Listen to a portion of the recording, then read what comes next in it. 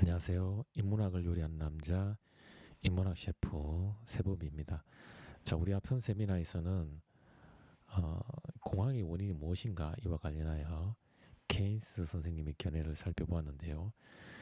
케인스 선생님의 견해에 따르면 공황의 원인은 결국 유효수요의 부족에 있다. 유효수요의 부족에 있다. 자, 이 유효수요는 소비자의 유효수요인 소비수요와 생산자의 유효 수요인 투자 수요로 나눌 수가 있어요. 그런데 어, 먼저 민간 가게에서 소득을 모두 소비하는 것이 아니라 일부 저축을 하기 때문에 기업에서 생산한 재화나 서비스가 100% 소비되지 않습니다. 그로 인해서 어, 생산이 소비를 초과하는 현상이 발생하고, 자 그러면 즉 소비 수요가 부족해지는 현상이 발생하고, 그러면 기업의 입장에서는 어, 수요가 원만히 이루어지지 않으니 투자에 대한 전망이 어두워집니다. 이러한 비관적 전망으로 인해서 기업은 투자하는 과정에서 발생하는 수요, 즉 어, 카페 주인인 세보미가 카페 지점을 늘리는 과정에서 발생하는 수요, 즉 머신도 필요하고 종업원도 필요하고, 이러한 투자의 과정에서 발생하는 수요 역시 발생하지 않습니다. 즉 소비 수요의 감소가 결국은 투자 수요의 감소로 이어지는 셈이죠. 그러니 소비 수요로서의 유효 수요와 투자 수요로서의 유효 수요 모두 감소하니 결과적으로 유효 수요는 어, 감소하게 됩니다. 그 결과 공황에 직면하게 되는 셈이죠. 즉 총 공급이 총 수요보다 많아서 여러 가지 문제가 발생하게 됩니다. 자, 계속해서 우리 케인스 선생님의 이러한 견해에 귀를 기울여 보겠습니다. 즉 기업의 투자 위축으로 공황에 직면하면 투자 수요로서 유효 수요는 더욱 줄어듭니다. 기업의 투자 위축은 생산 요소인 노동, 토지, 자본에 대한 수요의 감소를 의미합니다. 결국 노동에 대해 임금을 지불하고 토지에 대해 임대료를 지불하며 자본에 대해 이자를 지급하려는 이러한 수요가 발생하지 않는 셈이죠. 즉 세범이 카페인 카페 사장인 제가 더 이상 지점을 늘리지 않으니 종업원에 대한 임금을 지불할 필요가 없고, 그리고 지점을 늘리지 않으니 땅을 사서 그 땅에 대한 땅을 빌려서 그 땅에 대한 임대료를 지불할 필요도 없고, 자 그리고 이렇게 지점을 늘리는 과정에서 은행에서 자본을 빌리는데 그 자본에 대한 이자를 지급할 필요도 없어요. 자 그러니 투자하는 과정에서 필요한 수요, 즉 임금, 임대료, 이자, 이런 투자하는 과정에서 어, 투입되는 수요, 즉 투자 수요가 발생하지 않지요. 투자를 위한 생산 요소와 관련한 수요가 감소하니 그러지 않아도 매우 부족한 유효 수요가 더욱 극심하게 위축되지요. 물론 이러한 투자 수요가 위축되는 바탕에는 자본의 한계 효율에 대한 비관적 전망이 자리 잡고 있습니다. 즉 카페 사장인 제가 세봉의 카페 지점을 늘려도 이 늘린 만큼 커피가 소비되지 않을 것이다. 즉 투자한 만큼 이 투자한 만큼의 이익을 기대하는, 즉 자본의 한계 효율, 투자한 만큼의 수익을 기대하는, 한 단위 투자한 만큼 기대할 수 있는 수익의 비율, 즉 한계 효율, 자본의 한계 효율, 즉 투자한 만큼 수익을 기대할 수 없다는 거예요. 그런 비관적 전망이 투자 수요가 더욱 위축되는데 기여를 하게 되는 셈이죠. 그러니 결국 소비 수요의 부족이 투자 수요로 이어지고, 결국 소비 수요와 투자 수요로서의 유효 수요, 즉 재화나 서비스를 소비하려는 그러한 이 수요가, 즉 재화나 서비스를 필요로 하는 그러한 욕구가, 열망, 요구가 줄어든다는 겁니다. 그러니 총 공급이 총 수요를 초과해요. 즉 과잉 투자, 과잉 생산으로 인해서 문제가 발생한다. 결국 이러한 공황이 발생하는 근본적 이유는 그저 단순히 하이에크 선생님께서 언급하신 과잉 투자로 인한 과잉 생산이 아니라 더 근본적으로는 유효 수요의 부족에 있다. 이것이 케인스 선생님의 견해다 이렇게 볼 수가 있어요. 자, 그래서 제가 정리를 합니다. 자, 그러면 공황의 원인과 관련하여 하이에크 선생님은 그 원인을 자연 이자율을 거스르는 은행의 결정이 불러온 과잉 투자와 과잉 생산에 두고 있습니다. 반면 케인스 선생님은 화폐를 가지고 상품이나 투자재를 실제로 구매할 수 있는 유효 수요의 감소에 두고 있군요. 즉 공급에는 수요가 저절로 뒤따른다는 세이 선생님의 견해와는 달리 케인스 선생님은 수요가 공급을 견인할 수 있다라고 보는 셈이죠. 자, 그렇다면 공황을 해결하기 위한 대안이 무엇입니까? 하이크 선생님부터 대안을 제시해 주시지요.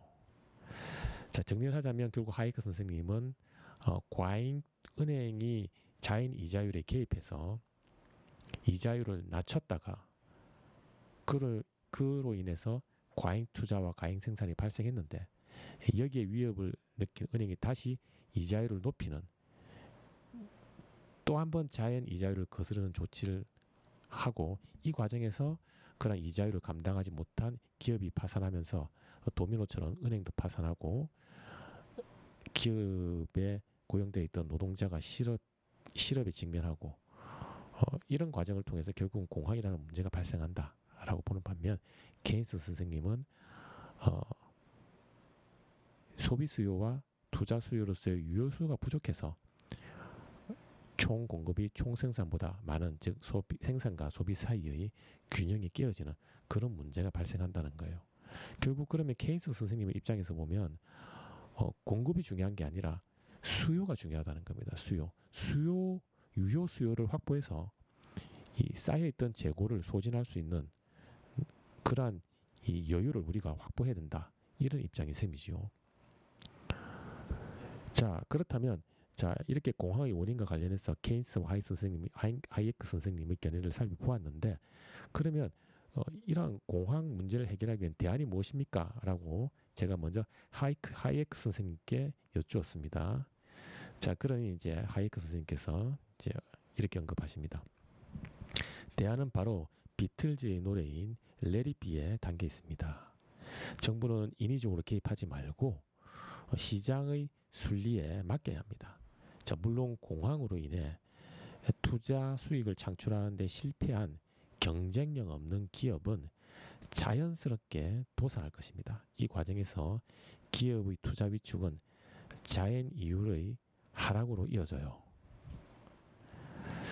자, 먼저 이 하이에크 선생님은 대안이 무엇이냐 이렇게 여쭈었더니 그냥 내버려 두라는 겁니다. 즉 순리에 맡겨 두라는 겁니다. Let it be 우리 비틀즈의 노래 제목이죠. 이 Let it be 즉 순리에 맡겨 두면 즉 여기서 순리라는 것은 시장의 가격 기구를 말하는 것이죠. 시장의 가격 기구인 시장의 순리에 맡겨두면 저절로 문제가 해결될 것이다. 시간이 흐르면 이런 입장입니다. 자, 그럼 어떻게 시간이 흐르면 저절로 해결되는가?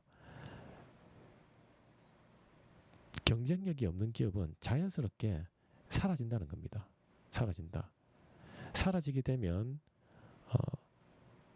결국은 투자가 위축될 것이고 투자가 위축된다는 것은 자본의 공급량은 많은데 자본의 수요가 없다는 것이죠.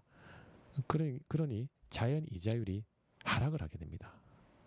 자, 그래서 하이에크 선생님은 계속해서 자연 이자율이 하락하면 경쟁력을 갖춘 기업을 중심으로 기업의 투자가 다시 활발히 이루어지죠. 그 결과 고용의 증가와 더불어 노동자의 소득이 증가하면서 소비가 활발히 이루어질 것입니다. 그 결과 장기적 관점에서 볼 때 과잉 공급으로 발생한 총수요와 총공급의 불균형은 다시 균형을 회복합니다. 자, 이러한 호황기에는 기업의 투자로 인해 자본의 수요가 증가하여 자연 이자율 역시 상승합니다. 그러면 다시 저축이 늘고 투자가 감소하면서 과잉 투자로 인한 과잉 생산이 조절됩니다. 자, 그런데 만약 중앙은행이 또 어설프게 자연 이자율에 개입하여 자연 이자율의 상승을 억제하면 과잉 투자로 인한 과잉 생산으로 이어집니다. 그래서 총 수요와 총 공급의 균형이 다시 깨어지죠. 결국 자연 이자율에 대한 인위적 개입이 사태를 더욱 악화시키는 셈이죠. 자, 앞서 드린 것처럼 어, 시간이 흐르더라도 장기적으로 시장의 가격 기구에 맡겨두면 경쟁력 없는 기업은 도태되고 경쟁력 없는 기업은 도태된다는 거예요. 그러면 이 과정에서 이자율이 하락을 하겠죠. 자연 이자율이. 왜냐하면 기업이 도태되니 투자가 위축되니 자금에 대한 수요가 줄어듭니다. 자금에 대한 수요가 줄어드니 자연 이자율이 하락을 하게 되겠죠.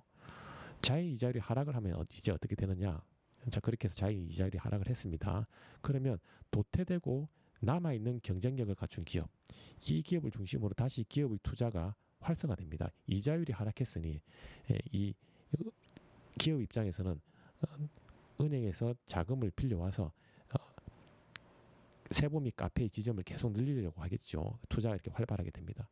그러면 기업의 투자가 활발해지니, 즉 세부 및 카페의 지점, 세부미가 카페 지점을 자꾸 늘리니 거기에 필요한 종업원, 즉 고용이 증가하고 그 종업원의 소득도 다시 두둑하게 채워집니다. 증가합니다. 그러면 그 종업원이 그 소득을 가지고 소비를 하겠죠. 그러면 다시 생산과 소비의 순환이 원만하게 이루어진다는 겁니다. 그래서 장기적 관점에서 보면 과잉 공급으로 발생한 총 수요와 총 공급의 불균형이 결국은 회복을 한다는 것입니다. 자, 이렇게 회복을 했다가 이자율이 낮다는 그러한 어드밴티지, 이점을 가지고 기업이 투자를 증가시키는 정도가 또 과도해지면 어떻게 되느냐? 기업이 투자 증가가 과도해지면 결국 자본에 대한 수요가 증가하겠지요. 그러면 다시 어떻게 됩니까? 다시 이자율이 상승합니다. 즉 자연 이자율이 상승합니다. 자연 이자율이 상승하면 기업은 다시 과도한 투자를 멈추겠죠. 투자를 감소를 하게 됩니다. 그러면 과잉 투자로 인한 과잉 생산이 조절이 된다는 겁니다. 즉 이 자연 이자율을 매개로 기업의 투자가 증가하고 감소하는, 즉 자연 이자율이 낮으면 기업의 투자가 증가했다가 자연 이자율이 높아지면 다시 기업의 투자가 감소하는, 즉 자연 이자율을 매개로 기업의 투자 증가 혹은 투자 감소가 조절되기 때문에 장기적으로 보면 과잉 투자로 인한 과잉 생산, 총 공급이 총 수요를 증가하는, 총 공급이 총 수요를 넘어서는 그러한 생산과 소비의 불균형은 해결이 된다는 겁니다. 그런데 여기에 어설프게 중앙은행이 자연 이자율을 개입해서 다시 자연 이자율보다 낮게 이자를 책정하면 기업이 그러한 낮은 이자율에 유혹을 느끼고 과잉 투자로 이어지고 그것이 과잉 생산으로 이어져서 다시 총 수요와 총 공급이 균형이 깨어지는 그런 문제가 발생한다는 겁니다. 그러니 은행은 이 자연 이자율에 개입하지 말고 자연 이자율이라고 하는 이 자본의 가치가 결정되는 시장의 가격 기구에 맡겨두라는 겁니다. 즉 시장의 가격 기구, 즉 자본의 공급과 자본의 수요가 교차하는 지점에서 자연스럽게 형성되는 이자율, 이 자연 이자율에 손대지 말고 맡겨두면 총 수요와 총 공급은 저절로 균형을 회복한다는 겁니다. 그러니 개입하지 마라. Let it be, let it be, let it be. 개입하지 마라는 겁니다. 개입하지 않으면 자연 이자율에 개입하지 않으면 자연 이자율에 맡겨두면 let it be의 상태로 맡겨두면 장기적으로 총 수요와 총 공급은 균형을 회복할 것이다. 이렇게 보고 있습니다. 자, 이어서 우리 케인스 선생님께서 반론을 제기하십니다. 자, 하이크 선생님의 견해에 따르면 시장의 가격 기구인 보이지 않는 손에 그저 맡겨두기만 하면 되는군요. 즉 수수방관하며 자연 이자율에 맡겨두라는 이야기군요. 자, 물론 장기적으로 보면 하예크 선생님의 처방이 효과를 발휘하여 총수요와 총공급, 즉 생산과 소비의 균형을 회복할 수도 있겠지요. 하지만 장기적으로 방임하는 동안 우리는 모두 죽습니다. In the long run, we are all dead. 물론 폭풍우가 언젠가는 고요하게 잠잠해질 것입니다. 그렇다고 폭풍우를 온몸으로 견디며 저절로 바다가 고요해질 것이니 기다리라고요. 어리석은 처방입니다. 자, 결국 하예크 선생님은 물론 장기적으로는 하예크 선생님 당신 말대로 시장의 가격 기구를 통해서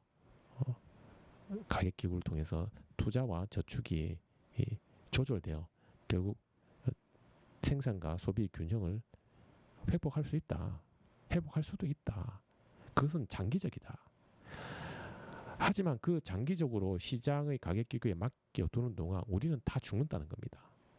그러니 장기적으로 맡겨두고 방임하는 것이 아니라 지금 현재 우리가 할 수 있는 방안을 찾아서 적극적으로 개입을 해야 된다는 거예요. 즉 케인스 선생님 입장에서는 장기적인 내일이 중요한 게 아니라 장기적인 내일이 중요한 것이 아니라 지금 현재 이러한 경제적 고통을 해소할 수 있는 어떤 조치, 오늘이 중요하다는 겁니다. 내일을 자꾸 기다리는 동안 우리는 죽을 수밖에 없기 때문에 in the long run, we are all dead. 우리가 모두 죽기 전에 뭔가 오늘, 지금, 현재 조치를 취해야 된다. 이것이 케인스 선생님의 입장입니다. 그러면 어떤 조치를 취할 것인가 여기에 대해서 케인스 선생님의 견해를 한 번 더 경청을 해보도록 하겠습니다. 자, 케인스 선생님께서 하예크 선생님의 전망대로 자연 이자율, 즉 자연 금리가 하락한다 할지라도 투자를 통한 수익률을 기대할 수 없다면 기업은 투자를 늘리려고 하지 않을 것입니다. 즉 금리가 아무리 낮아도 기업이 은행에서 대출받아 생산 설비에 투자하지 않습니다. 그 결과 유효 수요의 증가를 기대하는 것은 불가능합니다. 자, 하예크 선생님의 견해에 따르면 앞서 견해에 따르면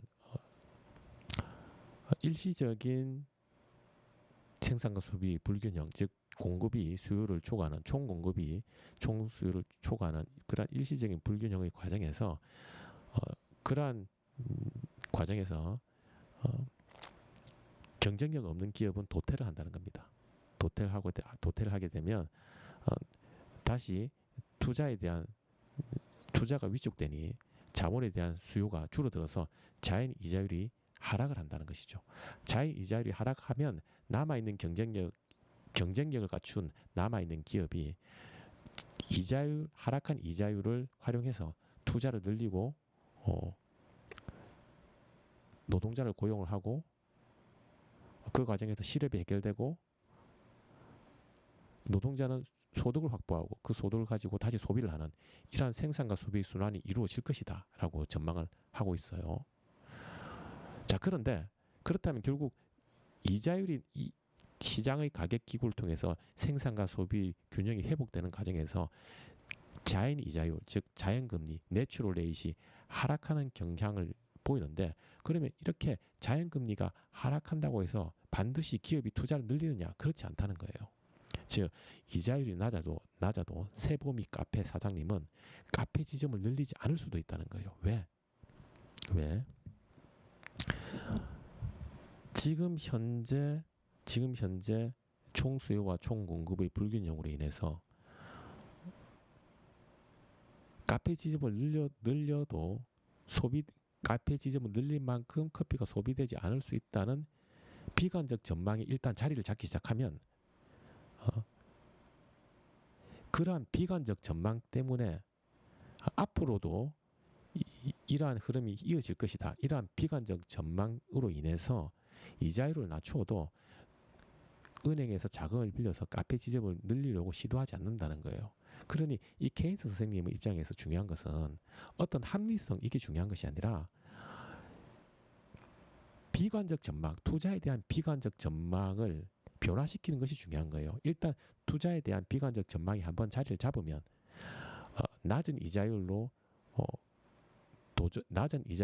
투자를 해서 카페 지점을 늘리면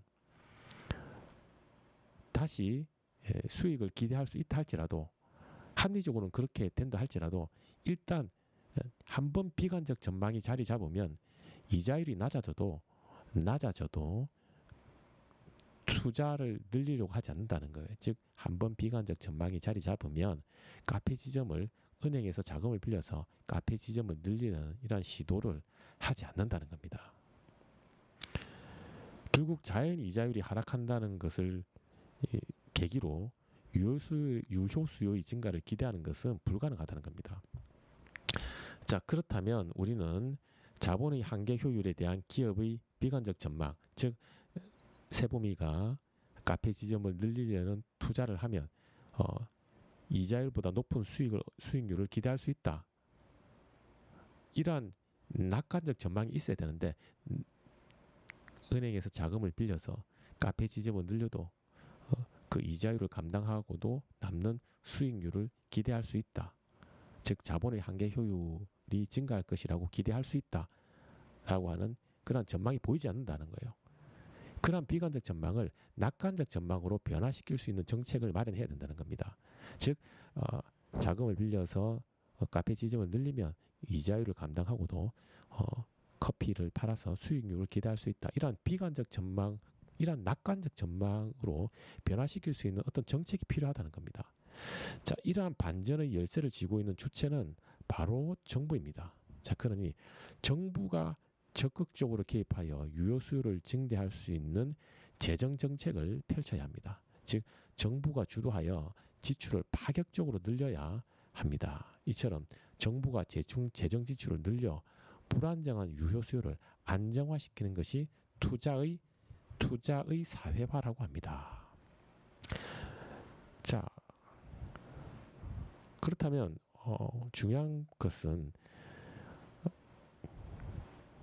투자를 늘리면 카페 지점을 늘리면 수익 이자율을 감당하고서라도 수익을 기대할 수 있다라고 하는 그런 낙관적 전망이 자리 잡게 해야 되는데 그러한 낙관적 전망을 어떻게 자리 잡게 할 수 있느냐?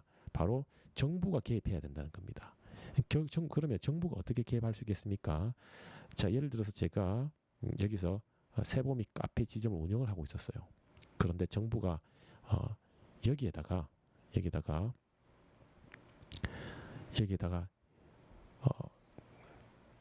여기에 대형 공단을 건설한다고 합시다. 대형 공단을 건설하면 정부가 지출해서 대형 공단을 건설하는 거예요. 혹은 정부가 지출해서 대형 도서관을, 혹은 정부가 지출해서 대단지 공공 아파트를 건설한다고 합시다. 자, 이 모든 이 자본은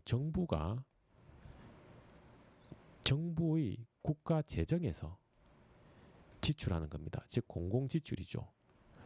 그래서 이렇게 대형 도서관, 대형 공단, 그리고 대형 편의시설 이런 것들을 건설을 한다고 합시다. 그러면 여기에 수많은 노동자가 고용이 되겠죠. 그러면 이 수많은 고용된 노동자가 여기에 근무를 하러 가거나 근무를 하고 나오면서 제 카페에 들려서 커피를 소비를 할 것입니다. 그러면 커피의 소비량이 늘어나니 저는 계속해서 이렇게 카페 지점을 늘릴 수 있는 거예요. 즉, 내가 투자를 하여 카페 지점을 늘려도 은행의 이자를 감당하고서라도 비용을 감당하고서라도 수익을 기대할 수 있구나. 이런 낙관적 전망을 마련해주면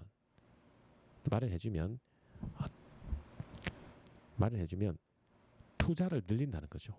투자를 늘린다. 그럼 투자를 늘리면 어떻게 됩니까? 투자를 늘리는 과정에서 투자 수요가 발생합니다.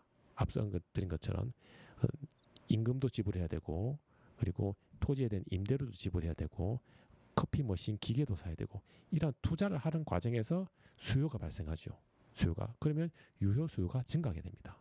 그리고 투자를 하는 과정에서 노동자를 고용했으니까 그 노동자가 수익을 확보하게 되고 그 수익으로 제 커피를 또 소비를 하게 됩니다. 그러면 소비 수요도 증가하게 됩니다. 여기서 알 수 있는 것은 정부가 재정을 지출해서, 즉 공공 지출을 통해서 어떠한 이 정부의 재정 지출을 통해서 어, 투자 수익을 기대할 수 있는 전망을 마련해주면, 그런 낙관적 전망을 마련해주면 투자 수요와 소비 수요가 늘어나서 총 공급이 총 수요를 초과해서 발생한 그런 문제가 해결이 될 것이라는 것이죠.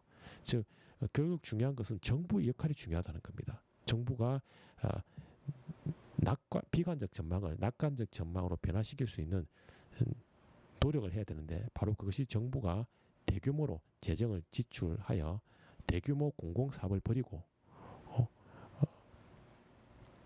그 공공사업의 결과 많은 노동자가 고용이 되고, 그 노동자가 월급을 받고 그 월급으로 소비가 이루어지고, 소비가 이루어지니 기업에서도 뭔가 투자를 하면 물건이 팔릴 수 있구나, 이러한 낙관적 전망을 가지게 되고, 그 결과 총 공급이 총 수요를 초과하는 그러한 문제, 즉 물건이 남아 돌아 소비가 되지 않는 그런 문제가 자연스럽게 해결이 될 것이라는 것이죠. 그럼 정부의 재정 지출이 굉장히 중요하다는 겁니다. 바로 그것을 정부가 재정을 지출하여 총 수요와 총 공급의 균형을 회복하는 그러한 투자의 사회화라고 이렇게 케인스는 언급을 하고 있습니다. 자, 이어서 계속해서 케인스 선생님의 견해를 들어볼게요.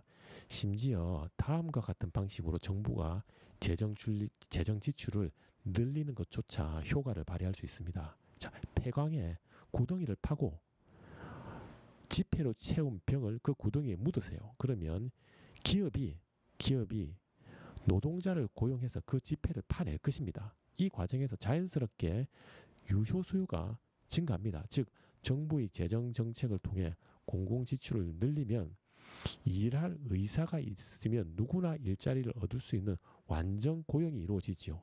그 결과 소비 수요가 증가합니다. 이뿐만 아니라 탄갱을 파내기 위해 생산 설비를 마련하는 과정에서 투자 수요 역시 증가합니다. 그러면 과잉 투자로 인한 과잉 생산의 문제가 해소되어 총 수요와 총 공급은 다시 균형을 회복합니다. 결국 정부가 재정 지출을 늘리는 개입을 통해 생산과 소비 균형을 회복하는 시간을 앞당길 수가 있는 셈이지요. 자, 그래서 케인스 선생님은 정부의 재정 지출이 중요하다는 것을 강조하기 위해서 이런 비유를 들어요. 자, 정부가 재정 지출을 통해서 정부가 재정을 지출해서 어떤 일을 하느냐? 예를 들면 폐광에 구덩이를 파고 지폐로 채운 병을 묻는다는 거예요. 그러면 자, 이렇게 폐광에 구덩이를 파고 지폐로 채운 병을 묻는 그러한 사업을 벌인 거예요. 재정 지출을 통해서. 그러면 어떻게 됩니까? 기업은 노동자를 고용해서 그 지폐를 파내겠지요. 그러면 이 과정 정부의 재정 지출을 통해서 이런 사업을 벌리니 이런 사업에 필요한 노동자를 기업이 고용을 합니다. 그리고 기업은 그 노동자에 대해서 임금을 지불하겠지요. 그러면 노동자의 주머니가 두둑해지니 노동자는 그 소득을 가지고 소비를 하게 됩니다. 그러니 생산이 소비보다 많은, 총 공급이 총 수요보다 많아서 남아도는 물건이 소비가 이루어지는 거예요. 이루어집니다. 즉 소비 수요로서의 유효 수요가 확보되는 겁니다. 아울러 동시에 기업 역시 이 사업, 정부의 재정 지출을 통해서 벌인 이 사업에 참여하기 위해서 포크레인도 사고 삽도 사고 노동자도 고용하면서, 즉 투자를 늘리는 거예요. 투자를 늘리는 과정에서 필요한 수요, 즉 노동자에 대한 임금, 포크레인을 사는 과정에서 소비하는 포크레인을 사는 과정에서 마련하는 과정에서 소비하는 비용, 이렇게 투자를 늘리는 과정에서 또 그 투자를 늘리는 과정에 필요한 여러 가지 재화가 소비가 되는 거예요. 투자를 늘리는 과정에서 투자에 필요한 재화에 대한 수요가 증가하는 겁니다. 즉 투자 수요가 증가하는 거예요. 투자 수요로서 유효 수요가 증가하는 겁니다. 즉 정부의 재정 지출 사업은 소비 수요뿐만 아니라 투자 수요로서의 유효 수요가 증가하는 겁니다. 결국 총 유효 수요가 증가하니 즉 재화나 서비스에 대한 구매 의사, 구매 욕구가 증가하니 총 수요와 총 공급의 불균형, 즉 총 공급이 총 수요를 초과하는 이러한 불균형 문제를 해결을 할 수 있다는 겁니다. 그러니 그렇게 케인스 선생님이 말한 것처럼 저절로 해결될 때까지 오래 기다리지 않아도 그 오래 기다리는 시간을 단축을 시킬 수 있다는 거예요. 바로 정부의 개입, 정부가 재정을 지출하는 공공지출이라고 하는 정부의 개입을 통해서 생산과 소비의 균형이 회복되는 시간을 앞당길 수 있다는 겁니다. 앞당길 수 있다. 즉 장기적으로 모두가 죽을 때까지 기다리는 것이 아니라 그 생산과 소비의 균형을 회복하는 시간을 정부의 개입, 정부의 재정 지출을 통해서 앞당겨서 즉 내일까지 기다리는 것이 아니라 오늘 현재 우리가 할 수 있는 즉 정부의 재정 지출을 통해서 생산과 소비의 균형을 회복하는 시기간을 앞당겨서 공황의 터널에서 벗어날 수 있다. 이것이 바로 케인스 선생님의 견해다. 이렇게 정리를 할 수 있습니다.